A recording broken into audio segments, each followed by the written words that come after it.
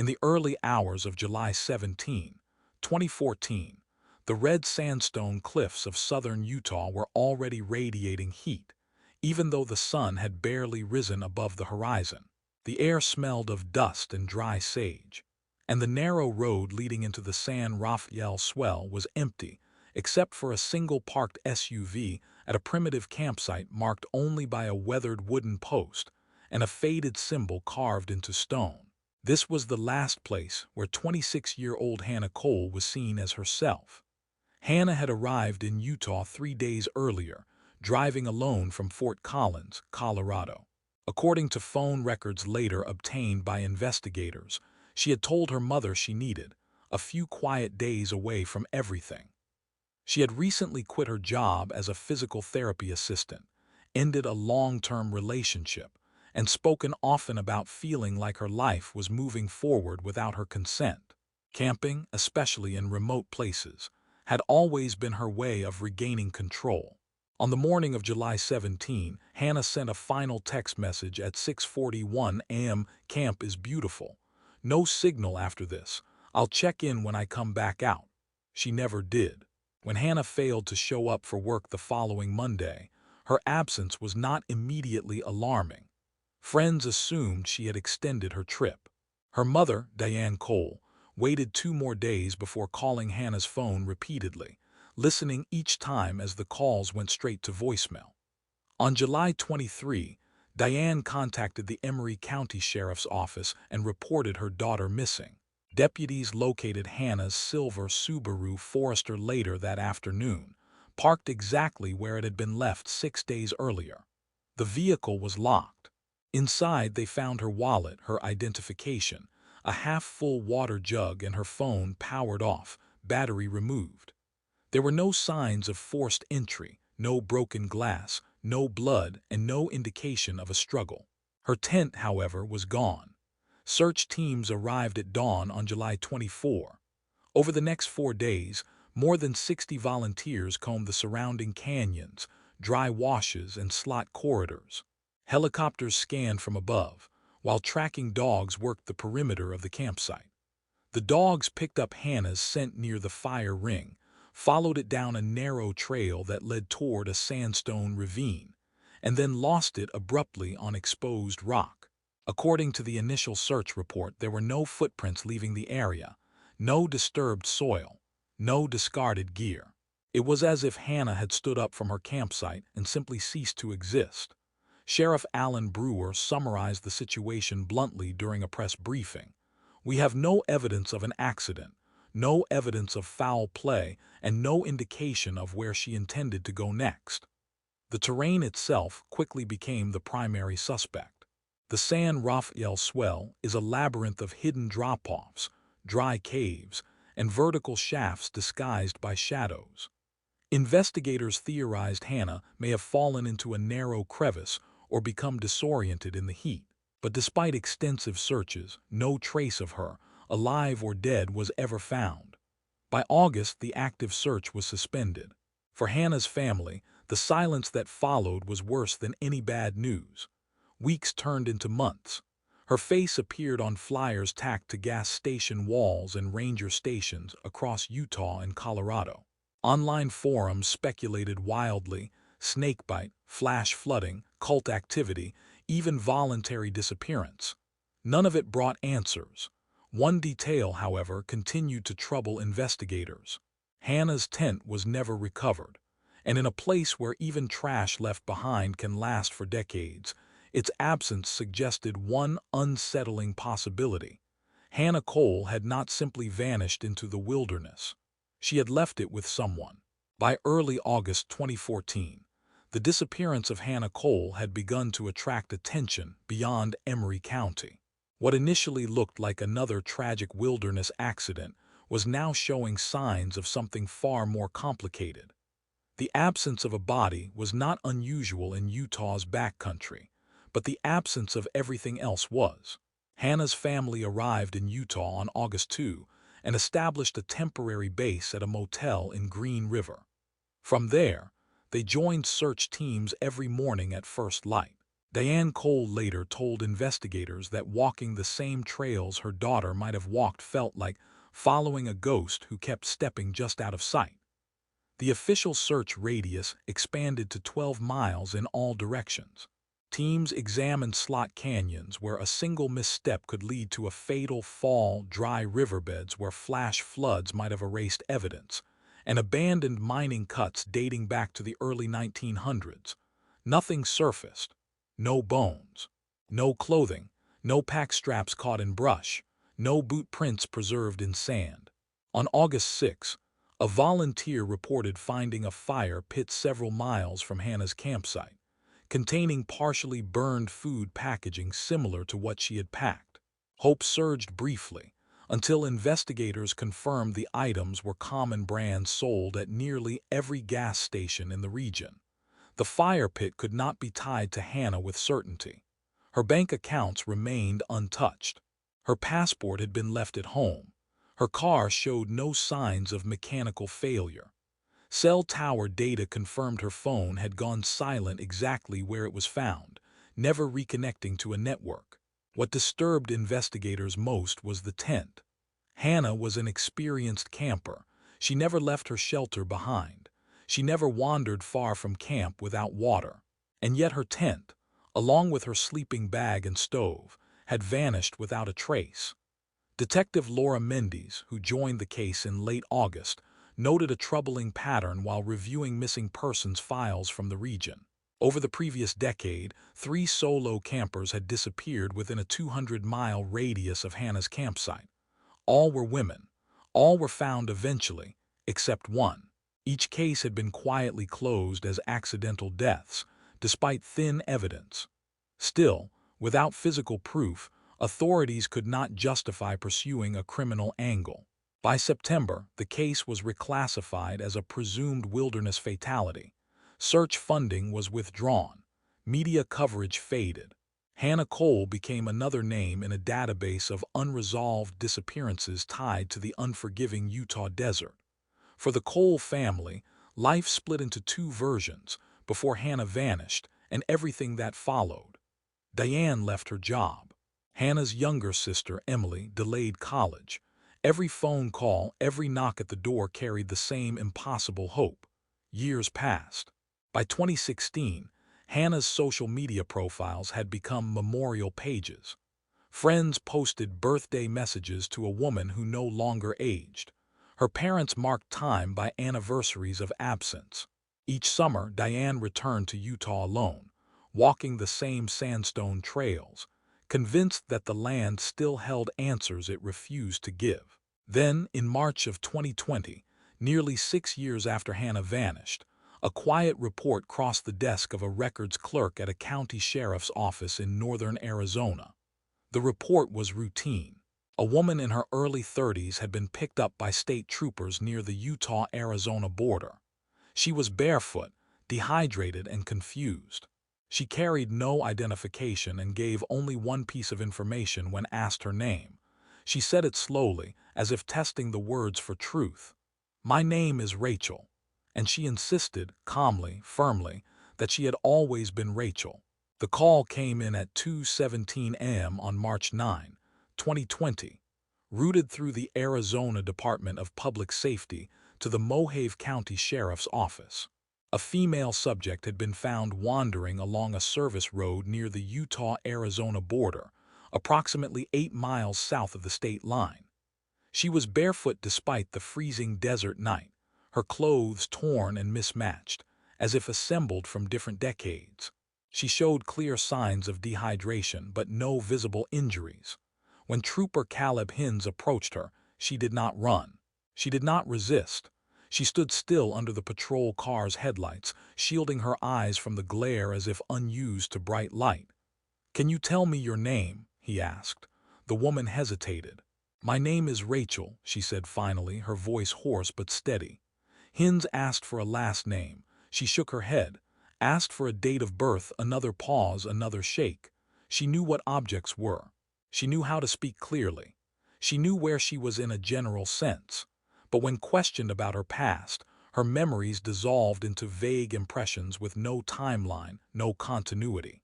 At the hospital in Kingman, doctors estimated her age to be between 30 and 35. Her hair was unevenly cut, as if trimmed by hand. Her skin showed signs of prolonged sun deprivation, pale to the point of translucence, despite having been found outdoors. More concerning were her muscle condition and posture.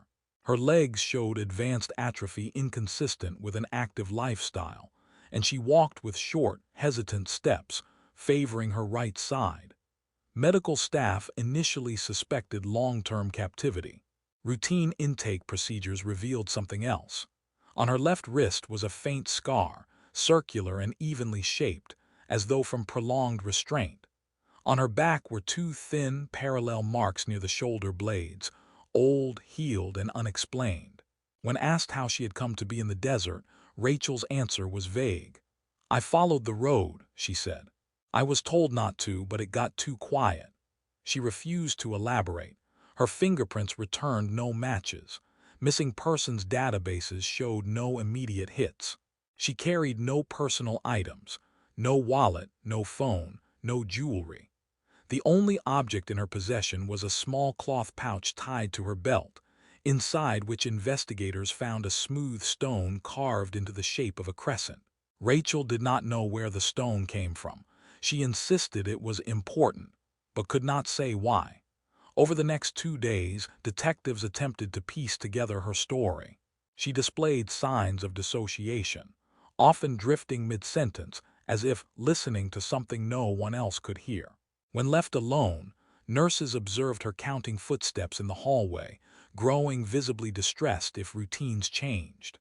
Psychologist Dr. Ellen Mercer, brought in for evaluation, noted in her preliminary report, "The patient exhibits symptoms consistent with prolonged isolation, sensory deprivation, and identity suppression. Her insistence on an alternate name may not be deception, but survival." It was the name that would eventually change everything. On March 11, a social worker entered Rachel, unknown last name, into a national database that cross-referenced physical descriptions with unresolved missing persons cases. Age range 30-35, height 56, scar on wrist, disappeared in a remote area. Found alive after years. The system returned one result: Hannah Cole. Missing since July 17, 2014. Last seen camping in Utah. When Diane Cole received the call later that evening, she listened without interrupting, gripping the edge of her kitchen counter so tightly her knuckles turned white. The detective explained carefully that the woman had not identified herself as Hannah, that memory loss was possible, that confirmation would require DNA testing. Diane agreed to everything. She boarded the first flight she could find. At Valley View Medical Center in Kingman, Rachel sat on her bed, knees drawn to her chest, staring at the wall as if bracing for something unseen. When the door opened and a gray-haired woman stepped inside, Rachel looked up briefly, then away. Diane froze. She recognized the face instantly. Rachel did not. When asked if she knew the woman standing in front of her, Rachel's answer was immediate and unwavering. "No," she said softly. "I've never seen her before." The DNA results arrived 3 days later, sealed in a plain envelope marked confidential. Detective Laura Mendes opened it in her office, already knowing what it would say. The probability figures were overwhelming, so precise they left no room for interpretation. Rachel was Hannah Cole. Biologically, legally, and beyond any reasonable doubt, the woman found barefoot in the desert was the same 26-year-old who had vanished from a Utah campsite 6 years earlier. But when the results were explained to her, Hannah did not react with relief, confusion, or denial. She reacted with fear. "No," she said, pulling the thin hospital blanket tighter around her shoulders. "That's not my name." Doctors tried to explain gently. They showed her photographs. Hannah smiling at a college graduation, Hannah standing beside her Subaru, Hannah with her family at a 4th of July picnic. Rachel studied each image carefully, her brow furrowed, not with recognition but with suspicion. "She looks like me," Rachel admitted. "But she isn't me." Psychologists would later describe this moment as a fracture point, the collision between a reconstructed identity and a truth too dangerous to accept. For 6 years, Rachel had been someone else, someone safer, someone who did not belong to a life that ended violently in the Utah desert. Hannah Cole, in her mind, was a person who had died. Diane tried everything. She spoke about Hannah's childhood, her stubbornness, her love of hiking, the scar on her knee from a bike accident when she was 12. At the mention of the scar, Rachel's eyes flickered downward, just once. But she said nothing. The breakthrough did not come from words. It came from routine. Rachel had developed strict patterns during her hospital stay. She ate only when meals arrived at the same time. She slept only after lights were dimmed. Any deviation caused visible distress. Nurses learned quickly that predictability was the only thing keeping her grounded. On the fourth night, a nurse accidentally knocked over a metal tray in the hallway. The crash echoed sharply through the corridor. Rachel screamed. Not a startled cry, but a sound of pure terror. She dropped to the floor, covering her head, whispering the same sentence again and again. He said not to make noise. He said not to make noise. That was the first time she mentioned him. Dr. Mercer documented the episode in detail. The fear response was not generalized, it was conditioned. Noise, unpredictability, and authority figures triggered panic. Someone had trained her nervous system to obey long after the threat was gone. During a private session the following morning, Dr. Mercer asked a different question. "Who told you not to make noise?" Rachel stared at the floor for a long time before answering. "He kept me safe," she said finally. "When I listened." That was all she would say. Over the next week, fragments began to surface, not memories but impressions. Long periods of darkness, artificial light turning on and off, food delivered at fixed times, silence that felt heavy enough to press against the chest. Rachel described a place with no windows and no mirrors. "I wasn't allowed to see myself," she said. "He said it would confuse me." Medical imaging confirmed what doctors already suspected. Her bone density showed signs of long-term immobility. Vitamin deficiencies suggested years without natural sunlight. Her circadian rhythm was severely disrupted, consistent with artificial day-night cycles. The evidence pointed in one direction: captivity. When asked where she had been held, Rachel could not name a location. She spoke instead in metaphors. "Under something," she said. "It was always above me." Investigators reopened Hannah Cole's case as an active criminal investigation. Attention returned to the Utah desert, to abandoned structures, to anyone who had lived or worked near Hannah's last known location. Dozens of tips flooded in, most useless, some disturbing, but one detail stood out. Rachel had been found walking north toward Utah. She had not escaped randomly. She had followed a route. Someone somewhere had lost control. And whoever that person was, Rachel was still afraid of them, even now. The question that haunted investigators was not how Hannah Cole survived for 6 years without being found. It was how she had lived so close to the world without ever touching it. Rachel's fragmented description suggested confinement, but not the kind associated with remote cabins or desert caves. There was structure in her fear, routine, precision. She spoke of doors that opened only at certain hours, of light that arrived on a schedule, of silence so complete it felt engineered. Investigators returned to Hannah's last known movements in July 2014 and began reconstructing the days before she vanished. Phone records showed she had stopped twice after entering Utah, once at a gas station in Price, and once at a small roadside market near the edge of the San Rafael Swell. Surveillance footage from the market, recovered years later, showed Hannah at the counter buying bottled water and trail mix.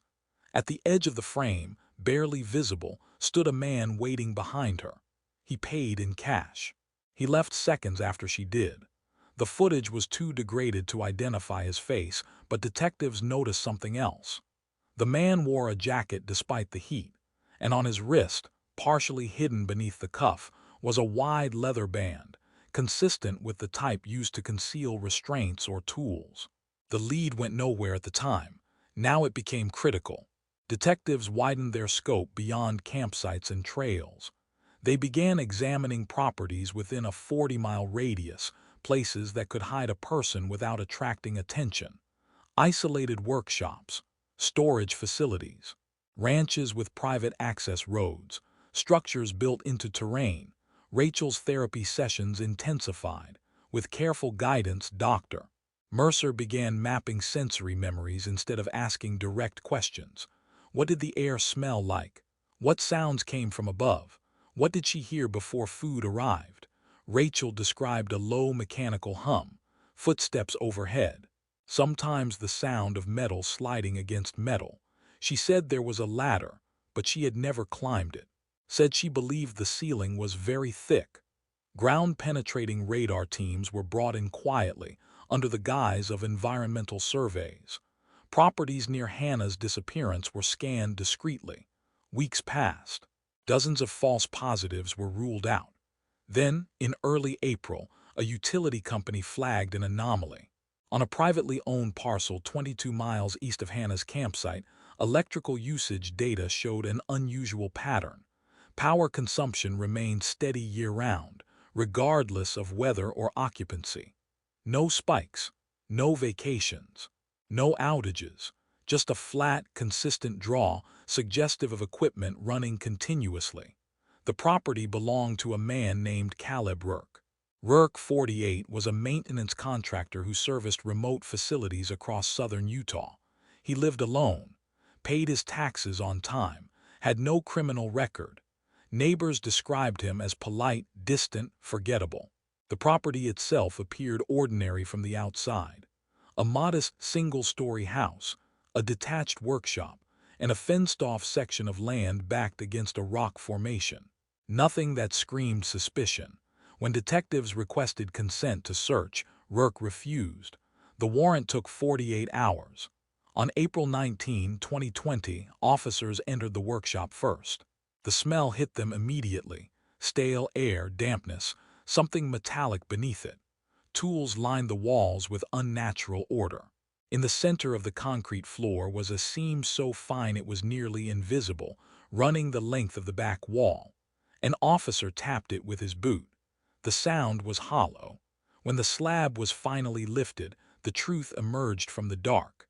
A staircase descended into the rock, disappearing into a space that should not have existed.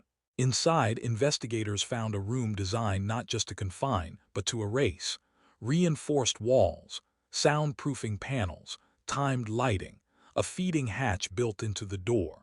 On a shelf, they found objects Rachel had described without knowing their names: a dented metal mug, a cloth pouch, and a smooth crescent-shaped stone. The bunker was empty.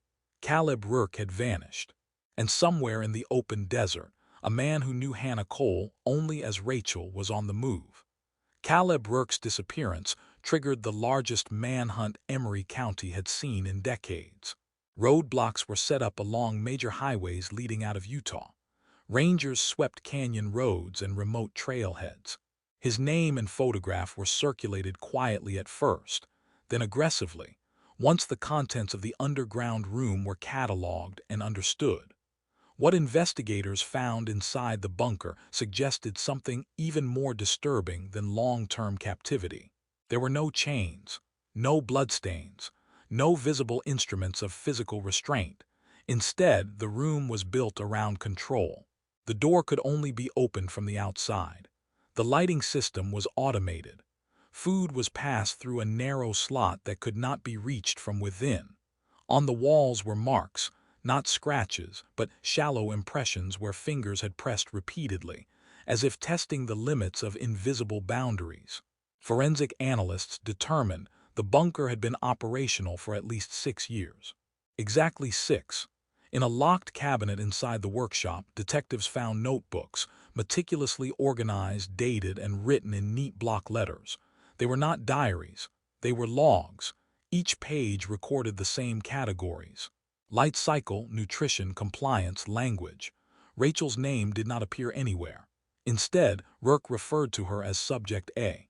One entry, dated December 2016, stood out: Identity erosion progressing, resistance minimal, new name introduced, accepted without correction. That name was Rachel. The logs painted a chilling picture of intentional psychological conditioning. Rourke had not kidnapped Hannah impulsively. He had designed a closed system, one where isolation, routine, and misinformation did the work for him. There were no fantasies of escape because escape, as a concept, had been systematically removed. But something changed in early 2020. Entries became shorter, less precise. In February, entire days were missing. Then on March 1, the final line appeared. Subject exhibiting autonomous thought, silence no longer sufficient. After that, nothing. Investigators theorized that Hannah's re-emerging awareness, however fragmented, had disrupted the balance Rourke depended on. Control required constant maintenance, and for the first time in 6 years, something had slipped. Rachel's own recollections, fragile as they were, began to align with the timeline. She remembered an argument, not shouting, but disagreement. "He told me to stay," she said during one session. "I asked why." It was the first time she had ever questioned him. She recalled the door opening at the wrong hour, the lights staying on too long, the hum of machines stopping and starting without rhythm. She remembered being led upward, not by force, but by instruction. "He said it was time to see if I could follow rules on my own." Rachel remembered standing outside at night, blinking under a sky she barely recognized. The air had felt wrong, too open, too alive. He had pointed toward the road. "He said if I remembered him, I'd be safe." Then he left. Investigators now believed Rourke had released her, not out of mercy, but necessity. Someone had noticed. A delivery driver, a utility inspector, a neighbor. The system was no longer invisible. Letting her go, stripped of identity and memory, was the cleanest way to erase evidence. By the time Rachel reached the road and began walking north, Rourke was already dismantling his operation. He knew the bunker would be found. He had prepared for it. What he had not prepared for was her survival. On April 27, 2020, a hiker spotted a man matching Rourke's description near a dry wash outside Hanksville. When deputies arrived, they found his abandoned truck and a backpack containing cash, food, and a single object wrapped carefully in cloth. It was a photograph. Hannah Cole, smiling into the camera, taken years before she disappeared. Rourke himself was never found. Authorities suspect he entered the maze of canyons he knew well and disappeared into them deliberately, choosing the same uncertainty he had once forced upon someone else. For Rachel, Hannah, the manhunt mattered less than the quiet work of rebuilding a self that had been dismantled piece by piece. She continued to insist on the name Rachel for months after her rescue. Doctors did not force correction. Identity, they knew, could not be taken back by authority. It had to be reclaimed. Recovery did not begin with freedom. It began with confusion. For weeks after the discovery of the bunker, Hannah Cole, still insisting on the name Rachel, remained in a secured rehabilitation facility outside Salt Lake City. The location was kept confidential, not only to protect her from media attention, but because doctors feared that sudden exposure to crowds, noise, and constant questioning could fracture what little stability she had regained. She was 32 years old. In her mind, she was still 26. Time had passed without her permission. Hannah's days were governed by gentle structure. Lights were adjusted gradually to match natural cycles. Meals arrived at predictable hours. No doors were locked unless absolutely necessary, and even then, staff announced themselves before entering. Every element of her environment was designed to undo 6 years of conditioning without overwhelming her nervous system. Progress came in fragments. At first, Hannah could not tolerate silence. In the bunker, silence had meant danger, waiting, uncertainty, punishment. Nurses began leaving soft background sounds playing at all times. Low music, distant nature recordings, quiet voices from the hallway. Only then could she sleep. Touch was another barrier. Any unexpected contact triggered panic. Even medical examinations had to be conducted slowly, with constant verbal reassurance. Trust, therapists noted, had been rewired into something conditional and fragile. The name remained the most difficult obstacle. She understands intellectually that Hannah is her birth name, Dr. Mercer wrote in a follow-up report. But emotionally, that identity is associated with loss, danger, and disappearance. Rachel represents survival. It was Diane Cole who finally found a way through. One afternoon, she brought in a small, worn notebook, its pages yellowed, its cover creased from years of use. Inside were lists written in Hannah's handwriting, camping supplies, trail notes, sketches of landscapes she hoped to visit one day. On the final page was a sentence written just days before her disappearance. "I want to know who I am when no one is watching." Hannah stared at the words for a long time. "I wrote that," she said quietly. It was the first sentence she spoke without fear. The memories did not return all at once. They emerged unevenly, often triggered by sensory details. The smell of pine resin, the sound of gravel under tires, the color of Utah's sky at dusk. Some recollections came with pain so sharp she had to stop therapy for days at a time. Others came softly. She remembered her sister's laugh, her mother's voice calling her in for dinner. The feeling of driving with the windows down, music too loud, nowhere specific to be. But there were also memories she avoided. She could not speak Rourke's name, could not describe his face. When asked about him, her language became vague and distant, as if referring to a natural disaster rather than a person. "He wasn't angry," she said once. "That's what made it worse." Authorities stopped pressing her for details. What mattered now was not prosecution, it was survival. Without Rourke in custody, there would be no trial, no confrontation, no public reckoning. Closure would have to come another way. In late summer of 2020, Hannah asked to go back to Utah. Doctors hesitated. The desert was where everything had ended and begun again. But Hannah insisted. She said there was something unfinished there. "I need to stand where I disappeared," she explained, "and see if I'm still there."